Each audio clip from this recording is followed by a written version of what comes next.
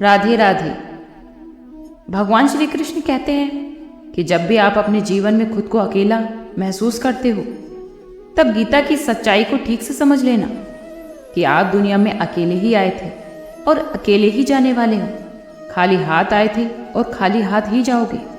गीता में श्री कृष्ण अर्जुन से कहते हैं कि इस दुनिया में, इस कलयुग में, चाहे कोई इंसान मुझे माने या ना माने, लेकिन मैं उस मनुष्य के साथ कभी नहीं छोड़ता जो सुबह शाम मुझे याद करता है। इस संसार में जो भी है वो मेरी ही संतानें हैं, मेरा ही अंश है।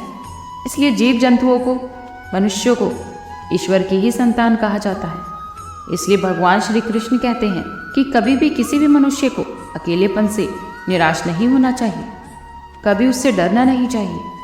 लेकिन हाँ, एक बात से ज़रूर डरना चाहिए कि जो इंसान गलत है, पापी है, ऐसे इंसान के साथ कभी नहीं देना चाहिए।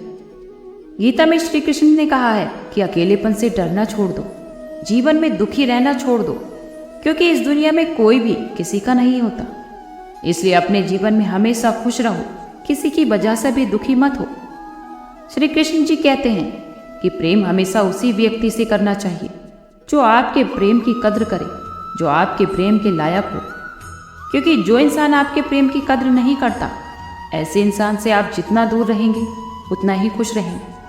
भागवत गीता में तो ये भी कहा गया है कि जो इंसान दूसरों को दुख देता है, दूसरों के साथ छल करता है, तो ऐसे इंसान का अंत अच्छा नहीं होता। कोई भी इंसान, प्राणी या वस्तु इस संसार में अजर या अमर नहीं है। ये सब जानते हुए भी हम कर्म क्यों करते हैं? क्योंकि इस संसार की व्यवस्था सुचारू रूप से और बिना बाधा के, आए बिना अराजकता की स्थिति में सुचारू रूप से चलती रहे।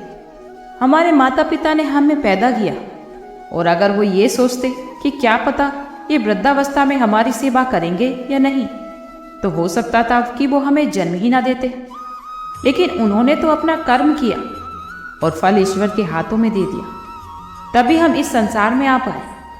और ईश्वर चाहेगा तो हम अपने माता पिता की अच्छी सेवा भी कर पाएंगे। गीता के अनुसार पुनर्जन्म भी होते हैं, हम भूल जाते हैं। हम किसी भी योनि में जा सकते हैं जो भोग योनियां हैं। इनमें परेशान होने पर आत्महत्या तक का अधिकार नहीं होता। एक बैल चाहे कितना भी परेशान हो जाए, वह अपनी मर्जी से मर भी नहीं सकता। जो भी हमने किया है वो हमें भोगना ही होता है। किसी ने बहुत अद्भुत बातें कही है कि आंखें हमेशा के लिए बंद होने से पहले अगर खुल जाए तो जिंदगी सुधर जाती है। अगर हम जीवन में कभी कुछ कर्म ही नहीं करेंगे तो हमारा जीवन ही व्यर्थ है, क्योंकि जीवन जीने के लिए कर्म करना बहुत ज़रूरी है। और जब हम किसी भी कार्य को मेहनत से करते हैं तो उसका फल भी हमें अवश्य ही मिलता है। जीवन में हमेशा ईमानदारी से प्रयास करते रहें। अगर फिर भी आपको लगता है कि परिणाम अच्छा नहीं आया, तो आपको इसमें भी खुद से ही पूछना होगा कि कहाँ हमारे प्रयासों में कमी रह गई। पुराणों में कहा गया है कि हमें जो कुछ भी मिलता है, माता पिता, भाई बहन, पति पत्नी, बहू बेटे, ये सब हमें पिछले जन्म के आधार पर ही हमें ये रिश्ते मिलते हैं। जिन लोगों से हमारे साथ जो रिश्ता है वही लोग हैं जिनसे कभी ना कभी कोई ना कोई हमारा रिश्ता रहा होगा। कोई ना कोई उनसे हमारा हिसाब किताब था, जिसे पूरा करने के लिए ईश्वर हमें इस संसार में भेजते हैं। एक बार की बात है, एक गांव में एक किसान अपने परिवार के साथ रहता था, और उस किसान की पत्नी और वो किसान बहुत ही नेक विचारों के थे। उनको एक बेटी थी जो अपाहिज थी। किसान और उसकी पत्नी दोनों ही अपनी पुत्री को अपाहिज देखकर बहुत दुखी रहते थे। उन्होंने अपनी बेटी के पाँव का बहुत इलाज करवाया, परंतु उसका कोई फायदा नहीं हुआ। इसीलिए किसान और उसकी पत्नी दोनों अपनी बेटी की बहुत सेवा करते थे। हमेशा उससे पैरों की मालिश किया करते थे, अपने ही हाथों से उसे खाना खिलाया करते थे। किसान और उसकी पत्नी ये सोचकर परेशान होते रहते थे कि उनके बाद उसकी बेटी का क्या होगा, उसका ध्यान कौन रखेगा। किसान के गांव के पास दूसरे ही गांव में एक संत महात्मा रहा करते थे। किसान अपनी पत्नी के साथ उन संत महात्मा की सेवा करने जाता था और वहाँ उनके उपदेश सुना करते थे और वहाँ पर आए हुए लोगों की सेवा किया करते थे। एक दिन जैसे ही महात्मा जी का प्रवचन खत्म हुआ, तब उस किसान ने संत महात्मा से कहा कि मैं तो तुम्हारी बहुत सेवा करता हूँ और यहाँ पर आए हुए सभी लोगों की मैं बहुत सेवा करता हूँ। हम कभी किसी का बुराया नहीं करते और हमेशा ही अहिंसा के मार्ग पर चलते हैं और सच्चे मन से ईश्वर को मानते हैं और उनकी पूजा आराधना करते हैं। फिर भी हमारी बेटी अपाहिज क्यों पैदा हुई और वो इतनी परेशान रहती है, उसको देखकर हम भी दुखी रहते हैं।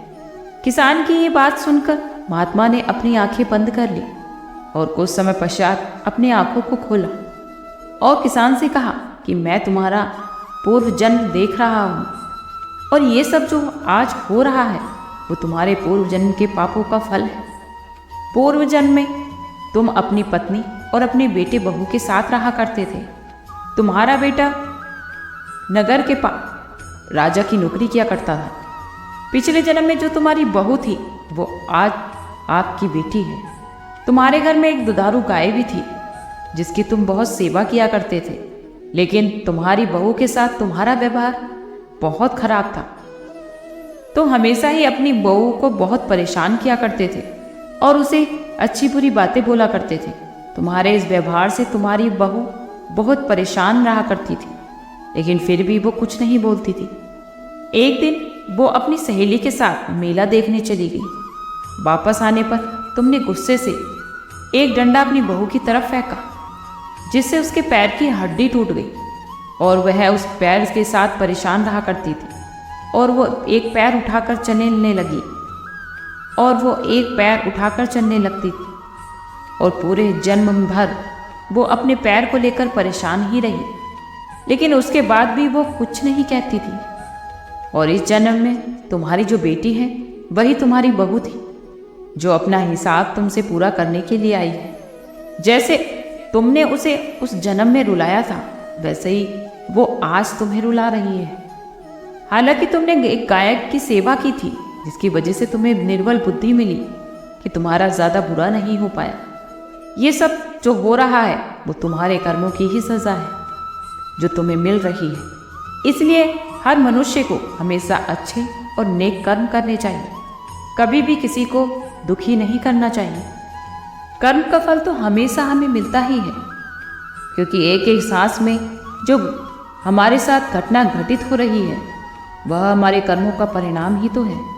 कर्म के कारण ही हम सांस ले पाते हैं, तो किसी की सांस अभी अभी खत्म हो चुकी होती है। कल हमारी काया तो उसकी परछाई, कर्म हमारी काया तो उसका फल हमारी परछाई है। दोनों ये सदा साथ साथ ही रहते हैं। भगवान श्री कृष्ण कहते हैं कि मोह और कामनाओं को त्याग कर अपने चित्त को शांत करो, ऐसा मनुष्य हमेशा सुखी रहता है। जो लोग व्यर्थ की चिंता नहीं करते और सत्य का पालन करते हैं, जिससे सांसारिक मोह ना हो। इसी तरह दो तरह के व्यक्तियों को हर तरीके का सुख प्राप्त होता है। एक वो जो मूर्ख होते हैं और दूसरे वो जिन्हें ज्ञान का परम प्रकाश प्राप्त हो गया हो। जो लोग इन दोनों के बीच में अटके रहते हैं वो जीवन भर दुखी ही रहते हैं। जो इंसान व्यर्थ में ही खुद को दुखी करता है वो अपना धीरे धीरे सब कुछ नष्ट कर लेता है। जो दूसरों के सुख और धन को देखकर जलन करता है, ऐसा इंसान हमेशा परेशान रहता है।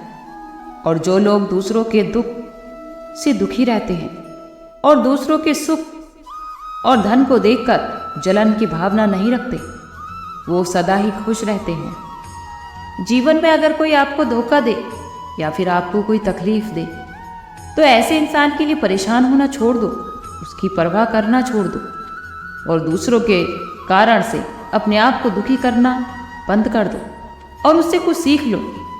दोस्तों, इस दुनिया में लोग असलियत में वैसे नहीं होते जैसा हम उन्हें समझ लेते हैं। इस संसार में तो लोग अपने मुंह पर मुखौटा लगाकर घूमते हैं। यहाँ पर हर इंसान अपने आप को अच्छा दिखाने के लिए हर मुमकिन कोशिश करता है, लेकिन इस कलयुग में अच्छा बनने की कोशिश कोई नहीं करता। आप किसी के भी साथ थोड़ा सा भी गलत व्यवहार कर देखिए तो सामने वाले का असली रंग आपके सामने आ जाएगा। या फिर जब आपके जीवन में मुश्किल समय हो तो भी ऐसे इंसान का असली रंग सामने आ जाता है। इसीलिए ये बात हमेशा याद रखना कि जीवन में कभी भी किसी पर भी बहुत जल्दी भरोसा मत करना और किसी से भी ज़रूरत से ज़्यादा कभी उम्मीद मत लगाना, क्योंकि बाद में सारी उम्मीदें टूट जाती हैं। श्री कृष्ण अर्जुन से कहते हैं, हे अर्जुन, अपना दिल, अपनी बुद्धि एक बार मुझ में लगाकर तो देख, फिर देखना कि तुम्हें जीवन में, संसार में कोई भी दुख नहीं दे पाएगा, तुम्हारा दिल कोई नहीं दुखा पाएगा। जीवन में कभी भी कोई अगर किसी की बुराई करे या फिर उसके बुरे समय का फायदा उठाए तो ऐसे लोग कभी भी जीवन में खुश नहीं रह पाते और ऐसे लोगों से हमेशा आप दूरी बनाकर रखनी चाहिए, क्योंकि ऐसे लोगों से अगर आप मेलजोल बढ़ाते हैं तो भविष्य में समस्याएं आना स्वाभाविक है।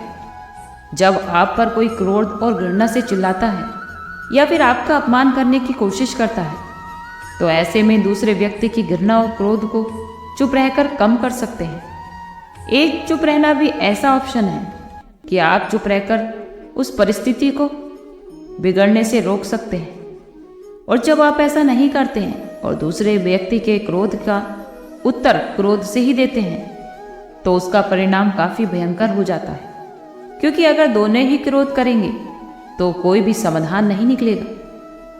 और यदि आप उसके गुस्से का उत्तर गुस्से से ना देकर चुप रहते हैं तो उसके सामने गुस्सा खत्म होने के बाद उस चीज़ का अफसोस होता है, उसे अपनी गलती का एहसास होता है और इस बात की संभावना भी ज़्यादा हो जाती है कि वो आगे बढ़कर आपसे माफ़ी मांगे। और अगर अपनी गलती के लिए वो माफ़ी नहीं मांगता है तो वो अंदर से खुद ब खुद अपने आप को दोषी महसूस करने लगता है और फिर अगली बार आप पर गुस्सा करने या नफरत करने से पहले सोच लेता है। लेकिन इसका मतलब ये नहीं है कि आप हर परिस्थिति में हर तरीके से चुप रहें। अगर लगता है कि स्थिति ज़्यादा ही खराब है तो आपको बोलना ज़रूरी है, उसका जवाब आपको देना चाहिए, क्योंकि कुछ लोग ऐसे भी होते हैं कि वो हमारी खामोशी को हमारी कमजोरी समझ लेते हैं। इसलिए अगर ऐसा लगे कि बोलना चाहिए तो ज़रूर बोलना, क्योंकि कभी कभी सामने वाले को एहसास कराया जाता है कि गलत हम नहीं, गलत वो है। वैसे तो कभी भी किसी को क्रोध नहीं करना चाहिए, क्योंकि क्रोध बुद्धि को नष्ट कर देता है। क्रोध में कोई भी कार्य सही नहीं होता, बल्कि सही कार्य भी गलत हो जाता है। इसलिए अपने आप को शांत रखिए, क्योंकि शांत मन से हमेशा सही फैसले लिए जाते हैं। आज के लिए इतना ही, कल फिर मिलते हैं एक नई वीडियो के साथ। खुश रहिए, स्वस्थ रहिए।